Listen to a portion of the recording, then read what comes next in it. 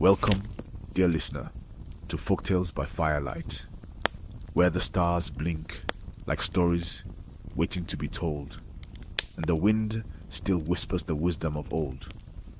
Tonight, we travel to the banks of the great Zambezi River, to a time when elephants were not as you know them now. Back then, their trunks were short, stubby things, no longer than a buffalo's horn. But one curious young elephant was about to change that forever. The young elephant who asked too many questions. Long ago, in the heart of Africa, there lived a young elephant calf named Tembo. Tembo was clever, playful, and terribly curious. From the moment he woke, he asked questions. Not one or two, not 10 or 20, but questions upon questions, until the grown-ups sighed and hid behind bushes, just to get some peace. Why do birds fly and not walk? Why does the sun always rise from that hill? Why do crocodiles smile like that? Enough, the elder elephants would groan. You'll get yourself in trouble with all those questions. But Tembo couldn't help it. The world was too strange, too big, too full of mysteries. One evening, while drinking at the river, Tembo saw something terrifying. A crocodile, eyes half submerged, smile wide, glided through the water without a sound. Tembo froze. Then he whispered, "Why do crocodiles grin so much? Is it happiness or hunger?" No one answered, so Tembo decided, I will ask the crocodile himself. The journey to the river's edge. Before dawn, Tembo crept through the sleeping grasslands. He tiptoed past giraffes, sidestepped a grumbling hippo, and followed the moonlight to the deeper, quieter part of the river. There in the reeds, something moved. A long tail, yellow eyes, rippling jaws. Tembo called out, "Excuse me, crocodile. May I ask you a question?" A slow hiss came from the water. "Ask, little nose on feet." Tembo stepped forward. "Why do you smile all the time?" The crocodile blinked once. Then he grinned wider. "Come closer, and I'll whisper it to you." Tembo hesitated. But oh, curiosity. That tricky tug. He leaned closer and closer. Snap! The crocodile clamped his jaws around Tembo's stubby nose. Tembo screamed. He pulled back, but the crocodile held tight. "Help! Someone help!" Tembo cried. And from the bushes, someone came running.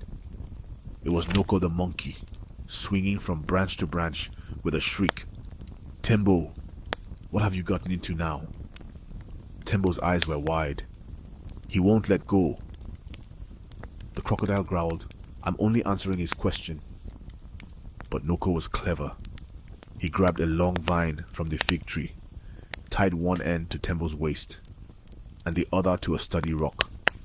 "Pull, Tembo, pull." Tembo dug in his feet, and with a mighty yank, pop! The crocodile flew backward into the river, with a splash and a scowl. The new nose. Tembo tumbled back onto the shore. He blinked. He gasped. His nose had grown long, longer than any trunk had ever been. It stretched, twisted, curled, and flopped. Tembo stared at it. "Oh no," he groaned. "What will the others say?" But then, he noticed something. He could scoop water from the river and spray it on his back. He could pluck fruit from the trees without moving his feet. He could trumpet louder than a lion's roar. He giggled. "I like this." Back to the herd. When Tembo returned to the herd, everyone gasped. what happened to your nose? Tembo told them the whole story. The crocodile, the monkey, the snap, the vine, the poppy. The elephants murmured. They frowned. Then, they tried using their own short trunks to do what Tembo could. They couldn't reach the high mango.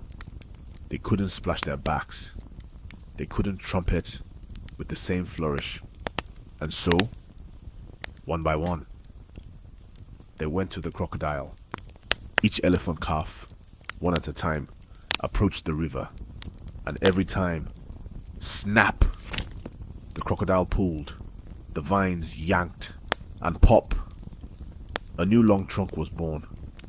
Eventually, even the elder elephants gave in.